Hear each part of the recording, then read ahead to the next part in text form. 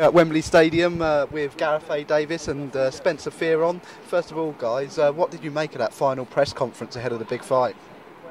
I thought the enormity of the event actually dawned on both men. I thought they were icy cool. I thought there was a tension in there that was palpable. It was extremely enjoyable. And I think, again, when these big occasions come around, I always want to see boxing be the winner. And in there today, there was, all right, a little bit of getting under the skin from George Groves, but boxing was the winner. These two guys are both committed to winning those belts in front of 80,000 people and the world on Saturday night.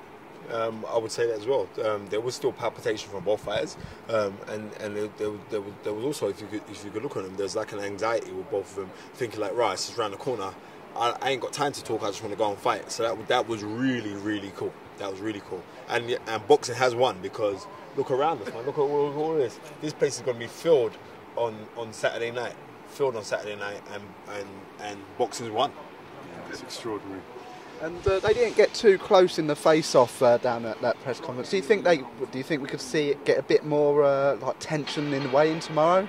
Listen, they're nearly a year into this. When did we first find out they were fighting? September last year. We're 9 months into an enmity, an ill will, a poison, if you like, between them. As Spence just said, they are so close to fighting now. That's what they both most want to do.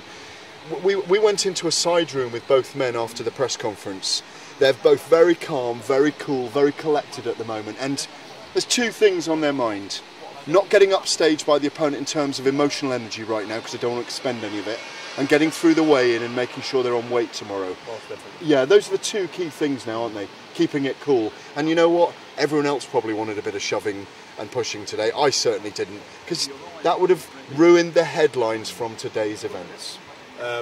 I don't particularly agree, but you see the pushing and the shoving, you don't need to push and shove. You know why? Because we've got 12 rounds, that's 36 minutes of fighting, that you can push, shove, grapple, punch, kidney shots, uppercuts, right hands. They don't need to do it. But and also, I think the pushing and shoving was in the beginning.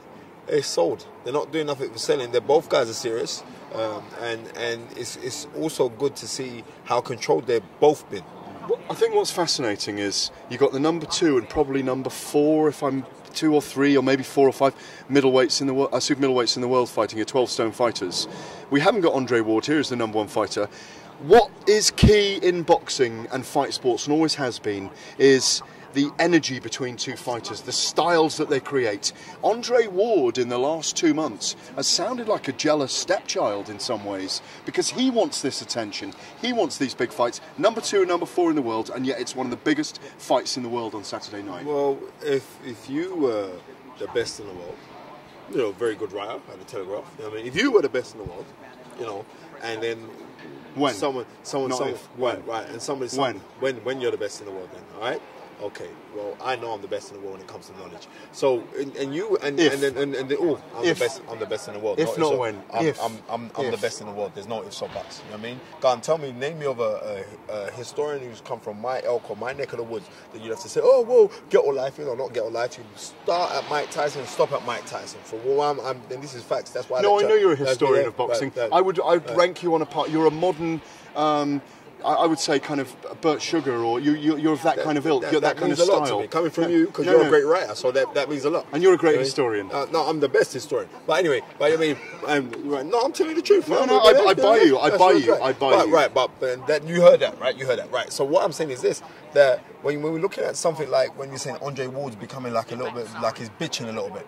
You know what I mean? I wouldn't use that word, but I thought it's envious quotes. That's like a bitch move. Then, you know what I mean? I'd use a different word. Right, you have to, because you got a great vocabulary of thesaurus within your I just diction. can't use that word to describe it on the paper, could I? Right. That's like, no, I'm being real. Yeah. You say that he's bitching a little bit. I don't think that he's bitching. I just think he's trying to disregard, because I don't think he's jealous of the fact. He's just saying, yeah, all right, then, yeah, but I'd beat both of these guys. And let's be real, he most probably would beat both guys, because he beat one of them already, and so I can understand. Yeah, boxes Groves. I could see his disdain, but you know, we're here now and the fight's happening. He should be right behind it, saying, yeah, I'd love to see that, but you know who the daddy is, because like I said on many occasions on Toe to Toe podcast, which is the largest boxing podcast in the world, I've said this many a times, that Andre Ward is the demigod of the super middleweight divisions. Then then no, he's the god. Then you got little demigods, and little demigods are Carl Froch, are George Groves, are Michael Kessler. Soon to be onto the threshold, I would say it's going to be James DeGale. These guys are demigods, but there's only one god in that division, and we know who the god is. And with that, mentioning that, and you mentioned James DeGale, and he fights on Saturday night. If he wins, he fights either Froch or Groves.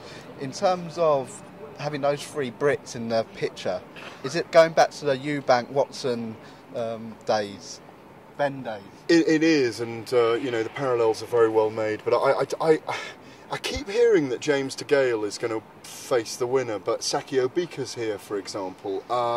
James is, I think, mandatory to face Sakio. I think a lot could happen on the outcome of this contest. Well, I'm being realistic with you, right? I speak the rules. Nobody in the division should trouble Sakio Bika, and that's a fact. Reason being, Andre Ward, when he boxed him a few years back now, Andre Ward urinated blood for 2 weeks after him. Sakio Bika is a tough man.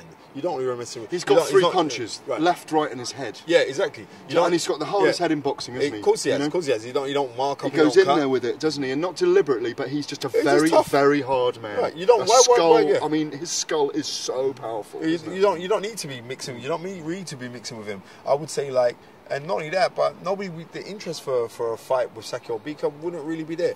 You can see this is prime. Check this one out. Just say, for instance, that Gonzalez beats James DeGale. It can be sold because here's the man that beat James DeGale, and then he's now #1 contender to fight for the IBF title. If James DeGale wins, he's not. You can make it again, and like it's loads of intangibles. So it's a great time for British boxing. Just one final question, you don't have to answer, but who do you think will win come Saturday night, the final bell? I got George Groves winning. I know that people say the champion's going to be didn't take him seriously and he started very slowly. I agree with that. George got not lucky. George got a very powerful shot off in the first round. Took Froch several rounds to recover, but I think Groves is a coming force. I think the 7 or 8 months make a big difference. Getting to 36 for Froch. I think Froch looks very lean, but I think almost looks too lean. He may have overtrained. I mean, you could pick either guy in this fight, and I think Groves, if he's got his head about him, doesn't get drawn into a toe-to-toe war too early, could take this title and shift the paradigm with a new star in British boxing. I'm going to go the opposite way. I'm going to go for Carl because of experience of going through tough wars. And I've said this many times, Carl Froch, people say, oh, well, he was. Carl Froch could have a war shadow boxing. That's how he is. Yeah, I mean, he'd have a war on the bag. That's right, by himself. So that's his nature. And I would say that, but you know, I mean, there's so many intangibles we don't really know. But from what I've sat down, I've watched this fight about 30 times now, and it was an excellent fight. And if Carl Froch didn't get knocked down in the first round, then I would tip him. But either way, it's going to be a fantastic fight, and it's a spectacle to know that you little young kids, I mean, you little boys, man. You lot old ones. Right, exactly. Don't try to age me up, man. I'm young. Right, I look good as well. It's coming through. It's coming through, man. It's coming through. Damn bloody big razors. But yeah, so it's great. And the mere fact that I could be up with great historical writers, and yes, these scribes, these men, these are the scribes. These are the same men that wrote about Jesus. So when they start writing about me, I'm going to get the same line. And on that note, peace, 2 fingers, keep it hard knocks, and keep it toe to toe. Yeah, it's brilliant. Thank you very much. Cheers. People.